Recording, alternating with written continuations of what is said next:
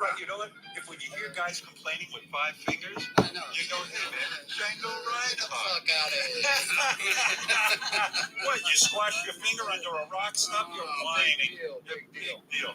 What people don't realize about Keith Richards is in the early days, you were a guy very happy, you and Mick were very happy sort of being these two guys who interpreted blues music from America. But then you guys start writing music, and this blows my mind. You don't write it for the Stones. You write it for other people. You guys become songwriters. And I think we need to talk about this, Keith. Okay. The first song, As Tears Go By, even, really you wrote that for Mary Ann Faithfull, right? Yeah. Yeah, I mean, not for the Stones. And she kind of fucked it up. I mean, compared to the Stones version. She got it into the top 10, baby. She did. What was it like in those days for you, Keith? In other words, you and Nick would go off and write a song like As Tears Go By, one of my favorite songs.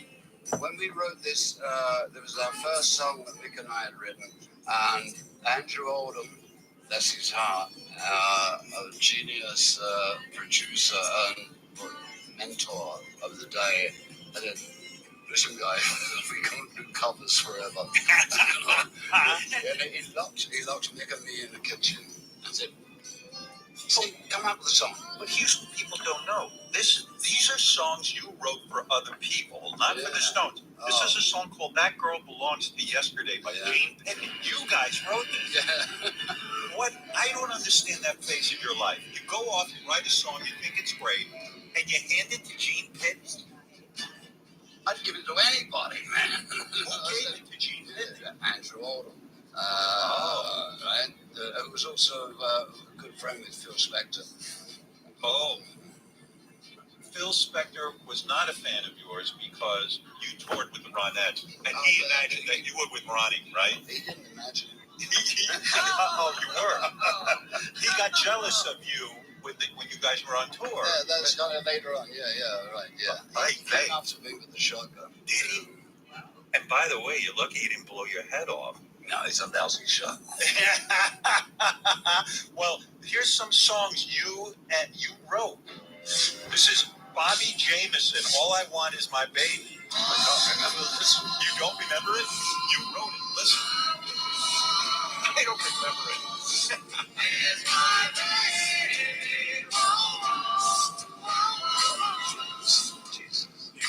So how does it work? You guys write this, and then one day you turn on the radio, you hear Bobby Jameson on the radio singing your song? We were practicing writing songs. The idea eventually is to write songs for the Rolling Stones, but all of this stuff that we were writing was obviously not Stones material. Do you remember Surprise, Surprise by Lulu? Surprise. You've been telling lies and lies. Surprised me. You wrote this. I know that, but now What do you feel listening to this? I'm amazed you took it up, but there was some. This was our learning process. Mick and me trying. Hey, we come out with the weirdest songs of it, and let it fly, And so you let it fly, and then what would happen? Like months later, you'd hear someone performing it, or Yeah, Andrew was good at placing these things, and we didn't think they were any good at all. Wow. But at the same time, I think Andrew Oldham was giving us leeway to sort of figure out, writing songs is not something that happens overnight. You have to learn and stuff. And people are like writing the sort of pop crap.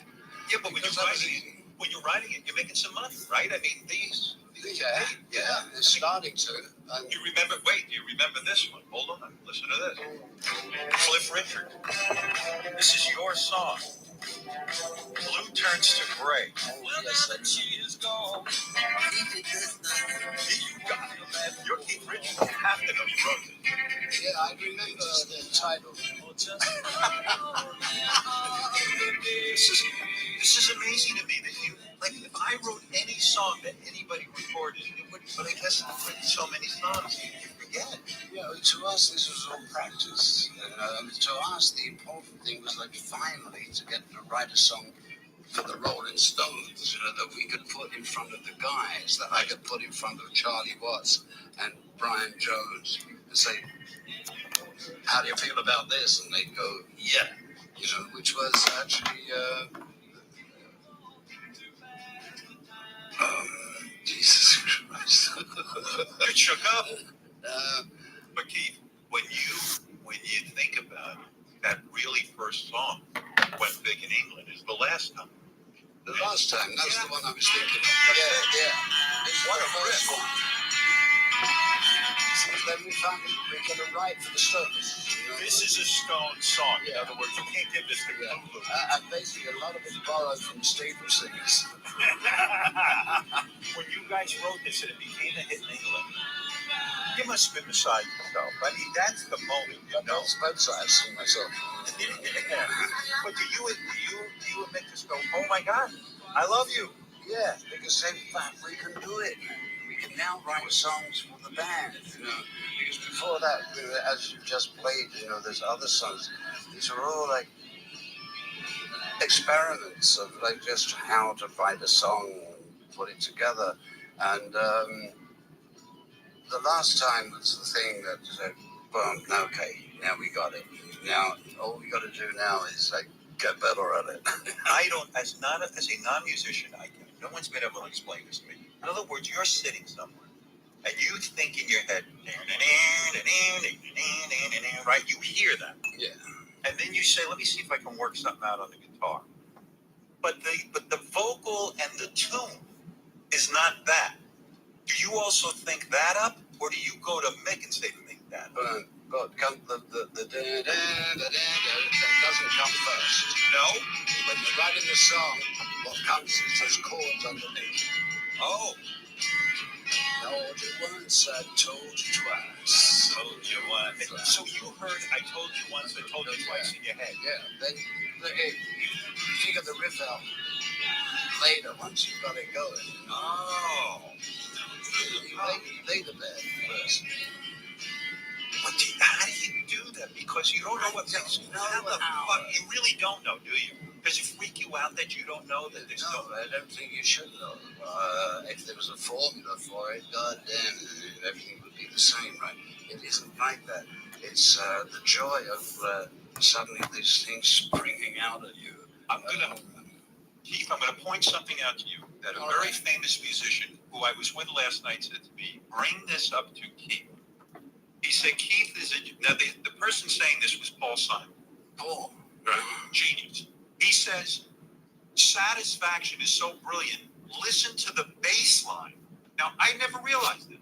And he demonstrated to me on the guitar. I was beside myself. He said, listen to the bass line. Never mind the main riff, Yeah, that's straight up front. The way the bass works off the riff, he was saying, it is perfection. Listen and listen for the bass line. Get this. That's your one. But did you write the bass line? I said I wanted to go up there and there, otherwise I'd have to Bill. That's what you did to the band. Why then? You're playing it now with your air guitar. Yeah. Because it takes you right back, right? Yeah. And also I'm saying I need that note to go up to the A. I need that, otherwise you can do what you want. But I mean, in a way I'm hearing the bass line saying it has to go up there. And then you can't tell everybody every note to play. I should have made my entrance. Hops between these two chords, then you got it. So Bill was so good that he got you. You played bam, bam, na, na, na, and you said, here's what I kind of want you to do. Yeah. Why then? And people don't know this. You even say you're a better bass player than you are a guitar player. And that, in fact, you, on a lot of the Rolling Stones records, you played bass. Yeah, I do. Was Bill upset about that? Could he put his ego aside? No, this is beautiful about a really good band. You look around and you say, hey, man, you've got that part. You take that. There was, I can't remember any, maybe with Brian once or twice, who got a little antsy about things. Valencia about a few things. Well, Brian didn't like the idea. Like, Brian, I think, was feeling pushed aside by the strong songwriting that you were doing. I think it was that, and then I stole his old lady, which didn't. By the way, explain that to me in rock and roll. I mean, you guys are impossible. I mean, are there any other girls? Like, why do you guys always have to do that? Well, you know, you had to. I mean, but can't that mess up the dynamic of the band? Yeah, of course. Right. It did. We mom is already. Is, greater than everything. Right. Oh, but Brian must have been so pissed, right? Because I don't want to go there too far. Of course he was. Yeah. But then Mick would do that too. I mean, you would be with I don't know. You had your old lady, and then Mick would be with her and stuff. And We swapped a few, but no, quite honestly, Anita and I, the Pallenberg and me thing was a solid thing, and it was, we had 2 kids and a lot of grandkids out of that, and so it wasn't just an affair of stealing somebody. right. Brian was being an asshole, and I said, Anita, you got to get out of here, and I said, come on, baby, let's go, You're killing him. You keep trying to beat her up, and then he'd end up with 3 broke ribs. So, Should beat him up. Let's get out of this mess, So really, it was that, and Anita was a solid part of my life for many, many years. And I could never understand why she wanted to have babies, But she did. Yeah. That riff, though, going back to the music for a second, that riff was supposed to be. You heard that as a horn. You wanted that as a horn part on that. Actually, a horn. It was a sketch for what the horns should do. Wow. So who said to you, hey, this sounds just fine on guitar. We don't need And Andrew Oldham said, well, this will do, brother. And, once again, Andrew Oldham is a very important part of the Rolling Stones, and more than most people who give him credit for or even think about, because he doesn't boast of it, but he was the one that pulled us all together and put these things together. And after all, Otis Redding later said, yeah, Keith's right, that's the horn part, and did Satisfaction with the horns. Right. No, it's just, it's amazing. Like, even if you guys had stopped right there, after Satisfaction, never wrote another song, it'd still be legend. You know what I mean? It was just, I remember when that song. Sometimes I wish we had. But you described, you would wake up with your guitar and put that riff on a tape recorder. In other words, it's this idea of being relaxed. You're not even thinking about music. Like, I have to write a song. Oh, I can't work hard. You can't, right? But you do. I run away from working. Yeah, I work myself hard, but... Well, I'm going to bust you on that. I think that you, and again, who am I, but I think that you put on that persona. I think you're a really hardworking guy. I think you go in the studio and work your ass off. Everything is your craft. But I think it's part of the Keith Richards. You've been listening to it. I'll tell you what, listen to. Someone once told me about you. I didn't know you, but I was always curious about you. And he said, you can go to a party with Keith Richards, and he'll act like he's like kind of out of it and stoned on a couch. And so he's only putting that on because he doesn't want you bothering. It's his way of getting away from people.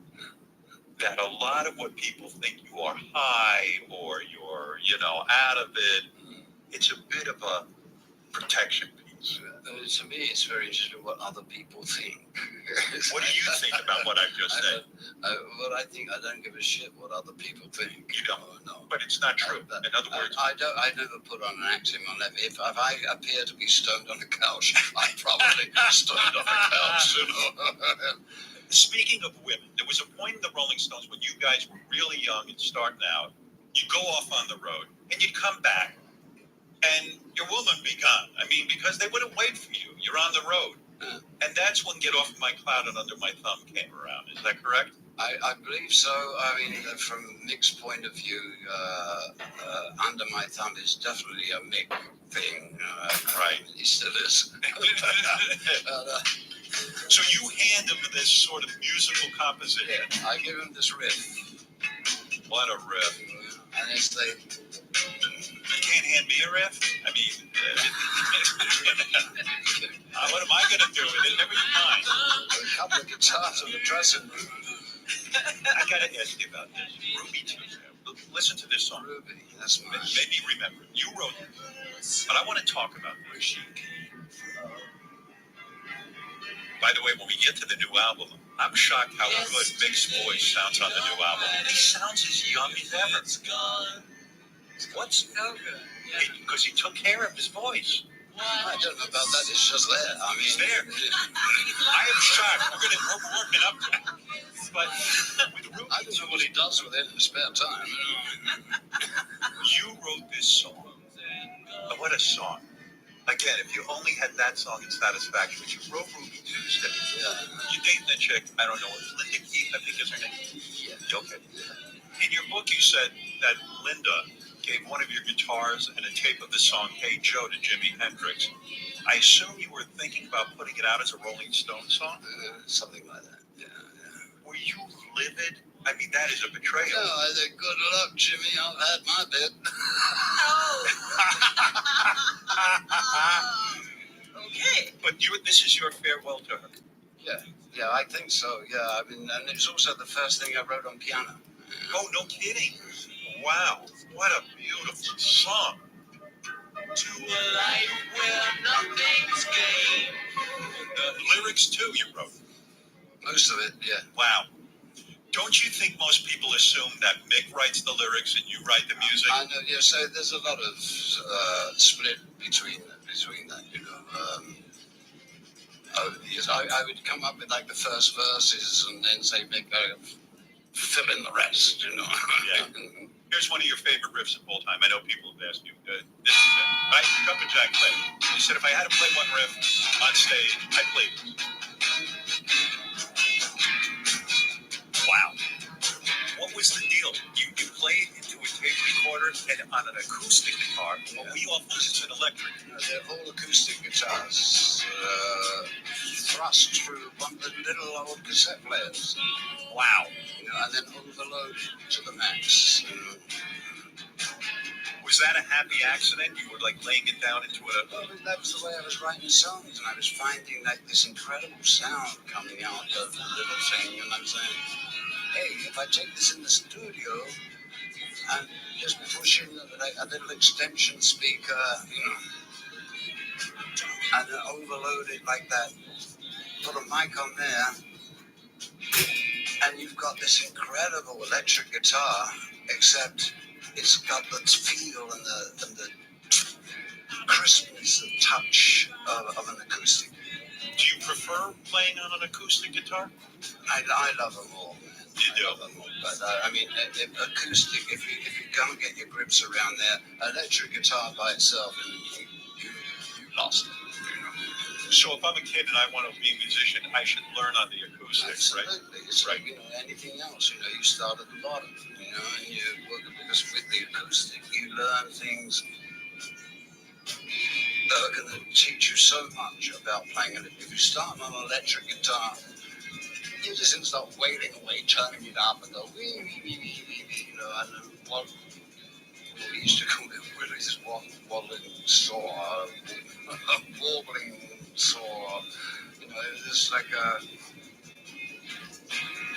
you sound like everybody else, and, right. And also you've got nothing to back it up with. You know, as acoustic guitar, if you want to be a guitar player, then you got to start, you know, or at least you must get back to and learn and play the acoustic.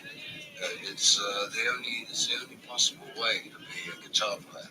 Do you play every day? In other words, are you still so passionate about guitar that like it's part of your blood, part of your life?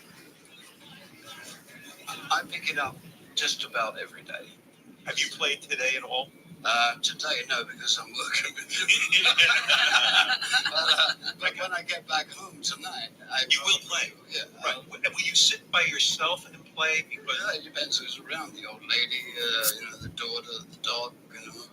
Yeah, and just to keep my hand in.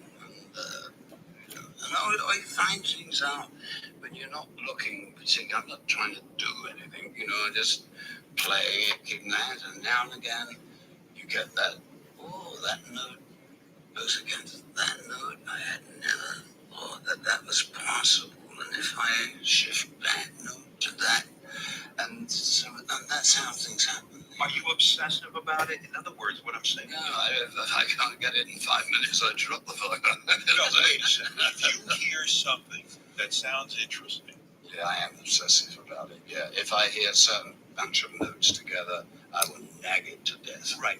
In other words, when your old lady's sitting there, does she ever say to you, Keith, for She's Christ's saying, sake? going to bed. Yeah, right. No, does she ever say, listen, I've heard that over and over again. When are you going to stop playing that? Not like that. The fact is, the old lady next morning she'll wake up and play me the same notes. Right? It's like, you know. What It's music's music. It's a wonderful thing. He's not going to kill it. But Keith, what a wonderful thing to have in someone's life. It's something so wonderful, the guitar, and to this day, after all your years, you still love it. It's just fucking phenomenal. Well, it's a work in progress, Howard. Yeah. I mean, you can't stop it once, hey, and why should I? Hey, it's, every time you pick the thing up, there's the potential of finding something totally new. How is that possible? You know what I mean? It's the same notes. It's the same progression. It's the one note against the other, and the rhythm at the same time. This is why music is so beautiful, and why it kind of is always that it's kind of weird to talk about music. Yeah. Because, if you could put music into words, there'd be no need for it. Right. You know? Well, I think we're all fascinated by the process because when I meet someone like you who has written so many songs, like, there are guys who have a couple of hits, one-hit wonders and stuff. I'm amazed by them. But to have this body of work, you see all these guys too, cashing in and selling their catalog. I don't think it's a good move. I think owning your catalog is a smart move because they must know something, these business guys. There's an annuity there. The money just keeps rolling in. Are you thinking about selling it all? Because I can't even imagine. If I was, I ain't going to tell you. Why not? Why not? Why not me? Because you might screw the deal. No, you won't. You've been approached, certainly. Am I right, Keith? I mean, of course. yes. I don't know. We think about it. Did you? Yeah. And we think about it, but actually, it's not the first thing on our my brain. It is, it's. We're trying to flog a new record. Right. Let's talk about it. You know what? You got a good point there. All right. But listen. Bob Dylan sold his catalog, which that's. Hey, Bobby does pretty well. First of all, the name of the album is Hackney Diamonds. Yeah. And I didn't know what Hackney Diamonds were, but it's when dudes who are being bad break a glass window to rob a store or something, or the windshield on a car. Yeah, necessary, or a jewelry store. Right. It's a smash and grab. Saturday night, gone mad thing. It's an English thing in London. They call them Hackney Diamonds. The East End, Hackney being in the East End of London. Right. And the next morning on Sunday, all over the road would be this crushed glass and various colours, and they call them Hackney Diamonds. I don't know how it works in a band, but is that your first choice of a title? I mean, is it a nightmare when you have to come up with the title of an album? It took months to come up. The title took longer than the record. Why is that? I don't know, because after all this time, what you gonna call it? Blah blah blah, and there's all this. But it is certainly we'd honed it down to sort of hit and runs and smash and grabs. Right. And then somebody came up, the London is Hackney Diamonds, and then just boom. And Feels good. Feels good. Sounds like we're London. Boom, boom, boom. And it's in the vein that we're into, hit and runs and smash and grabs. And that's it. It's kind of weird because. So you go, that's it. Whatever. It's Hackney Diamonds. But isn't it a weird concept? I mean, you put together this collection of songs, and it's really like, well, why does it need a name? You know what I mean? It's sort of like I always thought Let It Bleed was because they said you put so much work into that album that your fingers were bleeding. You said it. That your fingers were bleeding as you worked on Let It Bleed. Yeah. But that wasn't why you called it then. No. I mean, the title, sometimes you just say, that's it. You know, for no reason. I Beggar's Banquet. I have, I mean, this is, because when you've been working, slaving away, making a record, it's a, okay, what you gonna call it? It's like, Yeah. oh no, you've got to, and then you've got to come up. And a lot of the ideas come from people that are working around us, Right. and have seen us working and saying you should call it that, and so give us some ideas. So I mean, it's open hunting for titles. There's a song on the new record called Tell Me Straight. Oh. You know this song? Yeah, that one. You remember this one? Okay, Yeah. Tell Me Straight. This is you. Beautiful song. You're singing on it. Yeah. And before this interview is over, I'm going to tell you how much I love your solo work. Nothing at all. Just tell me straight. You got me high, and it's quite a long fall. Tell me straight. Okay, Tell me listen. straight. Yeah. This gives me a little bit of chills. Who the fuck are you singing to? Somebody is being deceptive with you. They're not giving it to you straight. There's nobody in particular. It's this is just a plea for honesty. But who's being dishonest with you? Well, I think the whole damn world. Is he? But is he, Keith? Yeah. I mean, I'm not aiming this at any particular person. I think with this one, I'm just trying to make other people say, "Oh, come on, give me." Give me some truth. Yeah, give me forget the fake news. Right. Yeah, what is going on? Yeah, exactly. I mean, it's kind of like that, without being too obvious about it. I say, just tell me straight, man. Come Tell on. me straight. Yeah. You are So straight. it's about the times we're living in. You're talking about. You've got it there, Robin. Bless you, honey. That's right. That's why I say to Robin, someone better tell us straight. It's a beautiful song. It's a haunting song. Who decides you're going to sing that song? I mean, because, you know what I mean? I do. You do. You say to Mick, this one was too personal.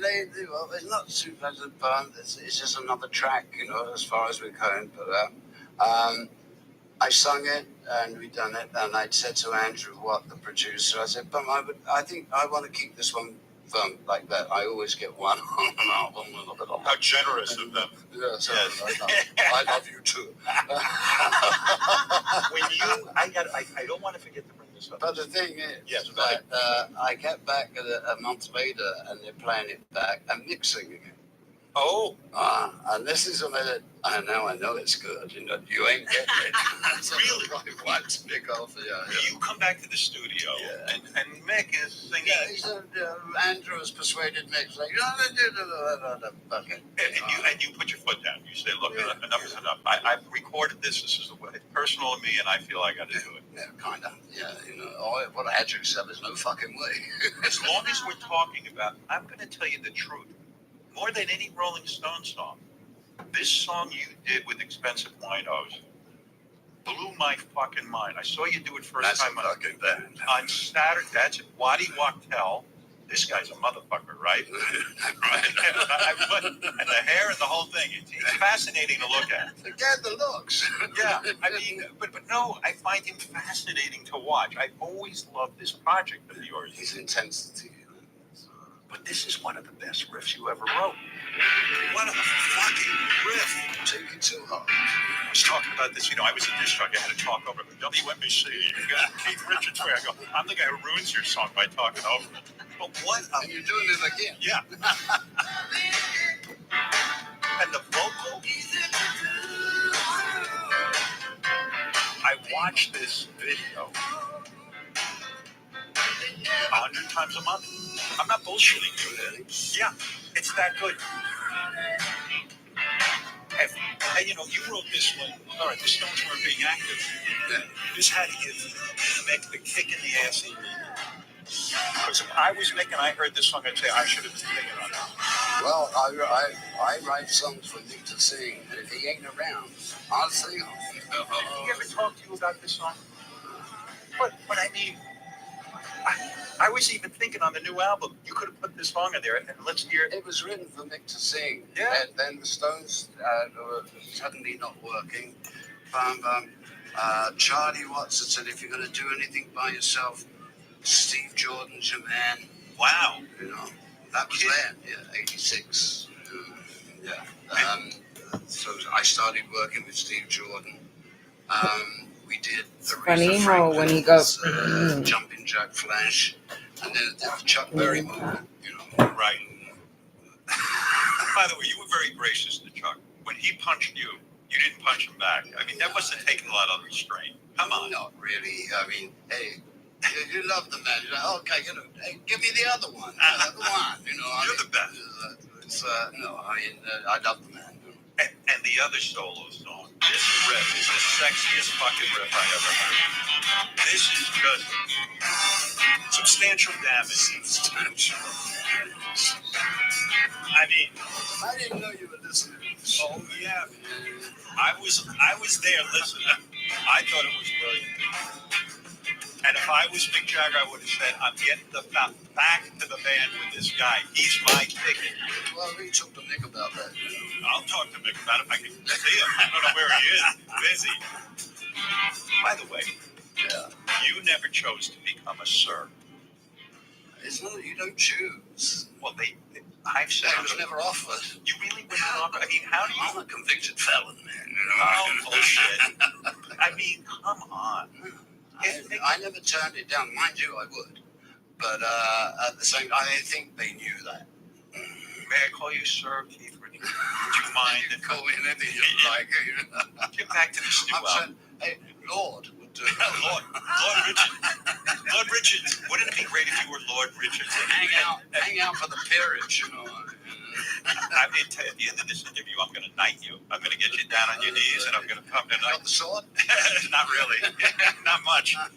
But let's play this for a second. This is from the new album. It's called Sweet Sounds of Heaven. Yeah, man. Oh. Now, this is the one with Lady Gaga, right? Does a nice little thing with Mick here. Yeah, very, very nice. And let's listen to Mick's voice on this. I'm shocked how youthful he sounds. It's really rare. I was giving him the stuff. Yeah. Stevie Wonder on keyboards? Yep. Genius of music. Stevie Wonder, right? Stevie. Okay. He goes on the list of geniuses. Oh, yeah. And also, I mean, we've known each other since the 70s. Off and on. We worked on the road many shows. Do you hang with him at all? Or is it? No, I don't think anybody hangs with Stevie. He's certainly something. But, you know, only musically, you know. When we were on the road in the 70s, we used to hang a lot with his band. And Stevie was just part of the band, you know. I mean, it was, and he's a one-off. I mean, he's total. Stevie is Stevie. That's a savant, because here's a guy who's handicapped, and yet, I mean, if he could find his way. I mean, this is one of the stories. His band would tell me this was never actually there, but Stevie Madeo and Jordan, they go into a brand new hotel. And they just checked in.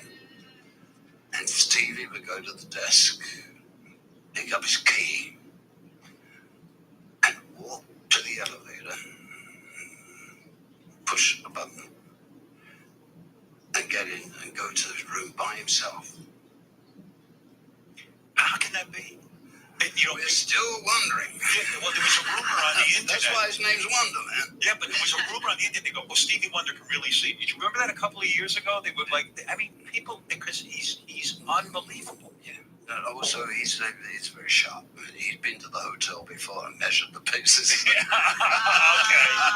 He just wants to freak you wants to out. screw Yeah, who knows, man? Did you once say to John Lennon, John, you wear your guitar up too high? Yeah, I always did. I told him it was bad for a posture. Yeah. I always when I went to see the snow, I've seen Hold snow. on. There's a Liverpool posture. Short intermission.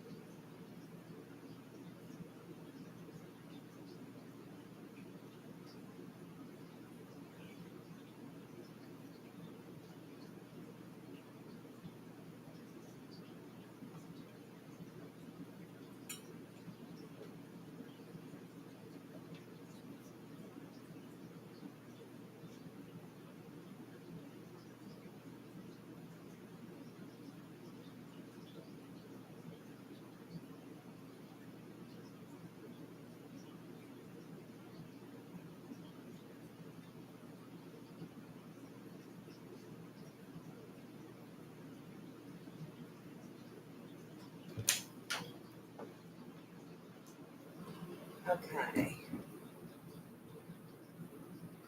Hold on just a minute.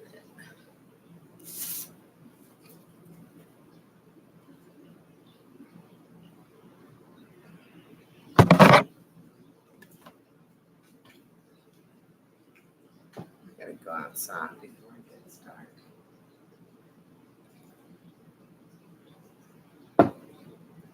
Yes, I'll do.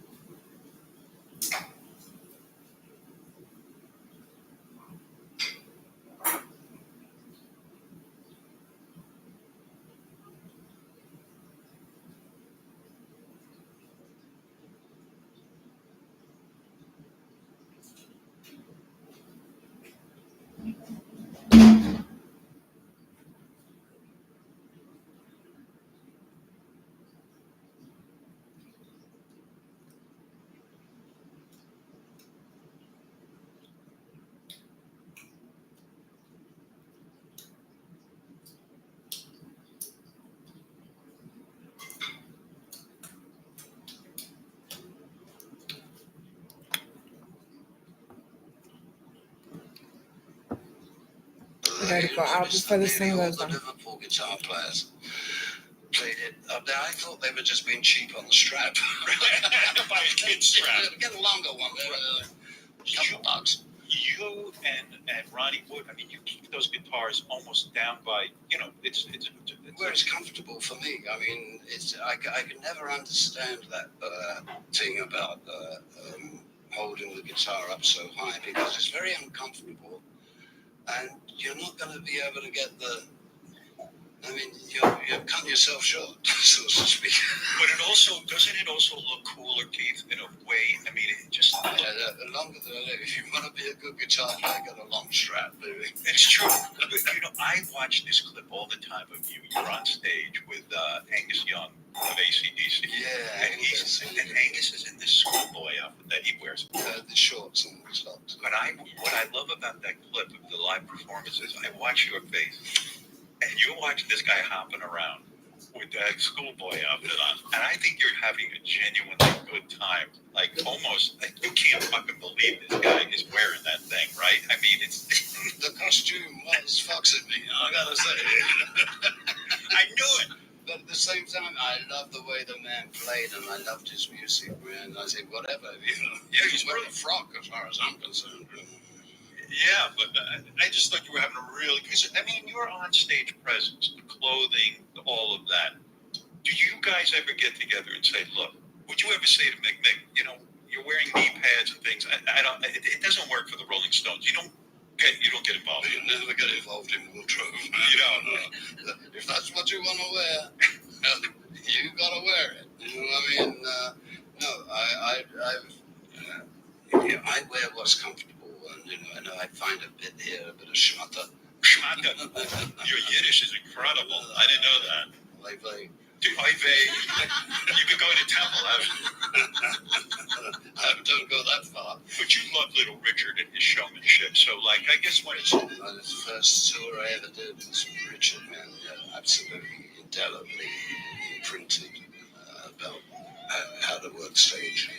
When I spoke to Mick, I said, that decision to be a dancer, you look at a band like Oasis, those guys don't move. Sometimes I think they might be dead, but but you know what I mean? There are bands that stand still. Right. Show me that I'm breathing. But I said to Mick, how do you make that decision to dance? I mean, that is a big decision for a lead. He loves it. He loves it. He preferred to dance than sing. Right. And amazing. He's got the voice, and he can dance, and thank God. That's what I say. But if anything ever happened to you where you retired, or God forbid were gone, the Rolling Stones are over. It's Keith Richards' band. It is, right? Well, I mean, that's all ownership. I thank you for your perception. This is a beautiful song off the new album, Acne Diamonds. Listen to this. Rolling Stones. Rolling Stones. This is a Muddy Waters tune? Yeah. And you wanted to honor him. Yeah, and it was how we got the name of the band in the first place. Right. Well, I wish I...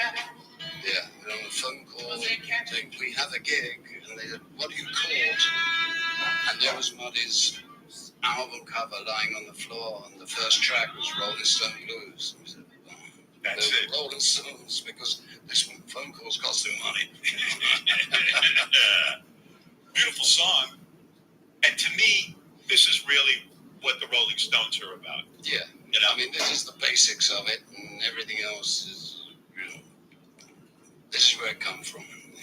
You're happiest in the studio? Did you really love making this album? I mean, is that where you're home? I love recording. Yeah. I love all the possibilities that once you're in there and how guys can interact.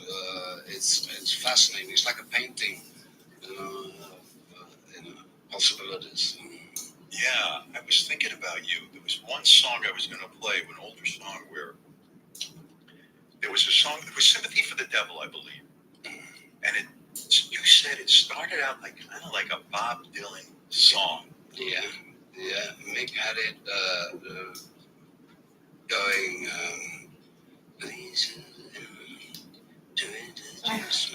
It was an acoustic, it was very laid back. It was. What time does the sun go made down? you marry and faithful half of it. Oh, is that true? Well, but this is much to your point. You always said to the Stones, let's not walk into the studio with like a finished demo, a set idea. With sympathy for the devil, you said, let's go in the studio, let's fuck with this thing, let's see where we go. And then we ended up with sympathy for the devil. Yeah. Yeah. It was just let the thing grow. You have a song, just because you take it in that you think that it's going to go this way. Let's see what the band can do with it, and it ended up as samba. I ended up on bass. Really? Yeah. Wow. And it totally changed. But nevertheless, it was a great song as it was. But it was like, come on, this song is begging for some beat. It's begging for some movement. And if you had gone in there with the Bob Dylan thing set in your mind, we don't get this. No, we wouldn't have got any of it properly adjusted. What a song. Is All Down the Line the song you guys won't play in concert? We do. You do play All Down the Line? Yeah, many times, yeah. Great riff. What comes to your mind when you hear this riff? Yes. Yes. You remember it coming to you? Yes. This is it, baby. Let's go. Was it a flash of like brilliance? This one is a kind of flash. No shit. I read these stories. You go happy on Exile on Main Street. I was happy, so I wrote happy. Yeah. I mean, wow. Does it blow your mind that this riff never existed in history? And suddenly, it came out of your head, and then all of these kids are singing it? But sometimes it does say, I can't believe nobody's picked up on this one before. But you were alone in the studio. No Stones around. No, This is really... the Jimmy Miller, who's a producer on drums, and Bobby Keys on baritone sax. Wow. Fucking fantastic. I mean, why is this song so hard to play on drums? Is it that you say you got to come in slow? Otherwise, it doesn't work. It's fucking unbelievable, right? Sexy. That's setting up the groove, right? That's sexy Robin. What? Are you kidding? If I could get women, I would have sex with them today. I often imagine.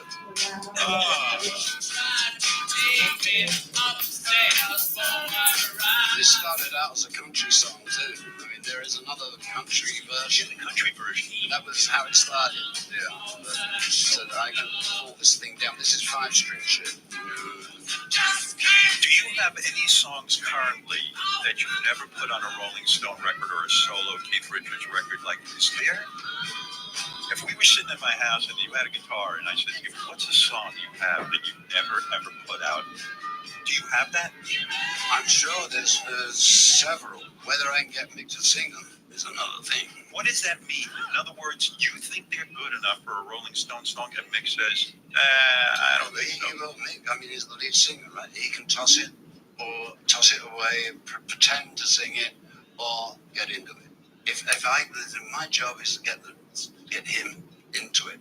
If I failed my job, if he just tosses it. What a job. Yeah, really. It's killing me. Of course it's killing you. The day you go, you know what I'm going to tell people?